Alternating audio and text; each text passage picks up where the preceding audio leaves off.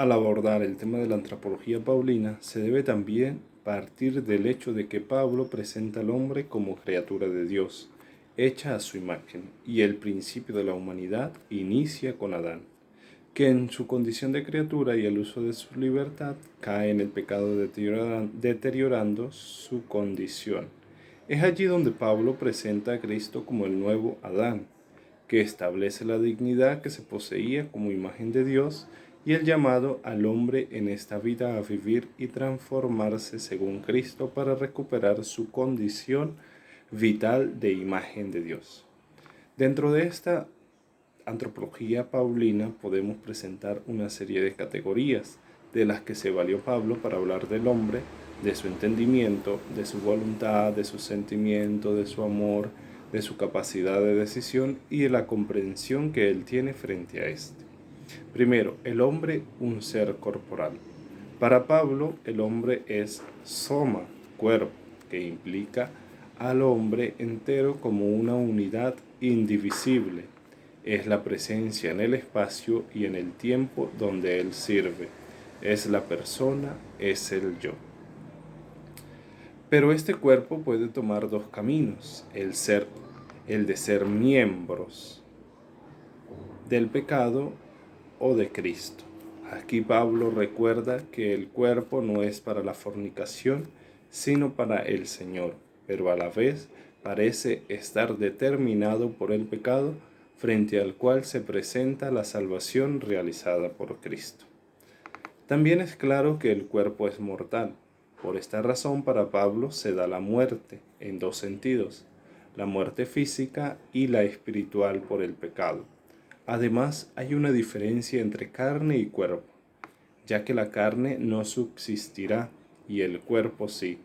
Segunda de Corintios 5, 1, 10. Gracias a Cristo con su revestimiento y la transformación que Él hace, es decir, la parucía en 1 de Corintios 15, 53, pues la única garantía de supervivencia más allá de la muerte es la comunión con Cristo. Filipenses 1:23. Dentro de la segunda categoría podemos mencionar que el hombre es un ser dotado de capacidades espirituales y emociones. Aquí se hablará de determinadas capacidades emocionales y espirituales. La mente, que es la capacidad de juzgar las cosas, de emitir juicios morales ante lo que conviene frente a Dios, es lo bueno, lo agradable, hacer la voluntad de Dios. Para Pablo es claro que el hombre natural poseía la capacidad de juzgar lo que conviene, pero por el mal uso de su mente se corrompió. Por lo tanto, la mente es algo que se puede corromper, pero también puede llegar hasta el Creador y conocer su ley. La conciencia, que es el poder de juicio moral, se relaciona con la ley, es capacidad de todos los hombres. Capacita para reconocer la voluntad de Dios, no es manipulable, incluso se identifica con la voz de Dios. Pablo, en cambio, generalmente no habla de conciencia, sino de la fe, al igual que cuando se refiere al hermano con una conciencia débil, lo hace como el débil en la fe. Por eso, para San Pablo, la fe es un elemento que determina la conciencia. También está el corazón, que es el lugar donde se hallan los sentimientos y los afectos. Allí está la realidad más íntima, incluidos los pensamientos más ocultos del hombre que están en su interior, pero que frente a Dios quedan al descubierto. Allí están todos los deseos y planes. De allí procede la obediencia de la fe. Y el espíritu, que es importante aclarar que cuando se habla de cuerpo y espíritu se hace referencia al hombre entero en su unidad interior y exterior. Aquí el espíritu puede referirse a la ausencia física.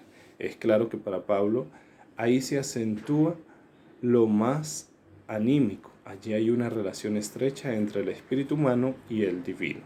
Desde la antropología se hace referencia al ser más íntimo del hombre que comprende todo el ser de la persona. Dentro de la tercera categoría podemos mencionar que el hombre es necesitado de salvación. En el Corpus Paulino, el concepto de carnes es una condición del hombre, externa de estar en el mundo y que en ocasiones se hace referencia en sentido ético, dándole una valoración negativa. También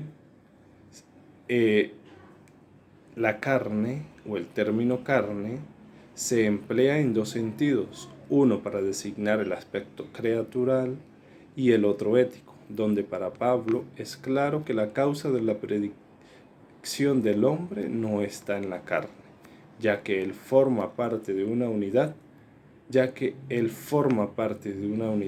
sino el estar sujeto al pecado que habita en él. Y por último podemos mencionar que el hombre bajo la ley. Es importante resaltar que para Moisés la ley es el centro de su vida y de su actividad religiosa, pero para el apóstol Pablo la comprende como algo negativo, que al contrario de edificar al hombre, lo sume en el mundo del pecado, es decir, en el mundo de la muerte, ya que el hombre no se justifica por las obras de la ley. En Pablo hay una oposición entre ley y promesa, ya que la ley se dio con Moisés y la promesa con Abraham.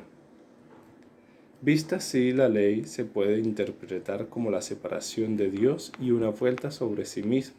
Por esta razón, para Pablo, por y en Jesucristo se da la libertad en la ley.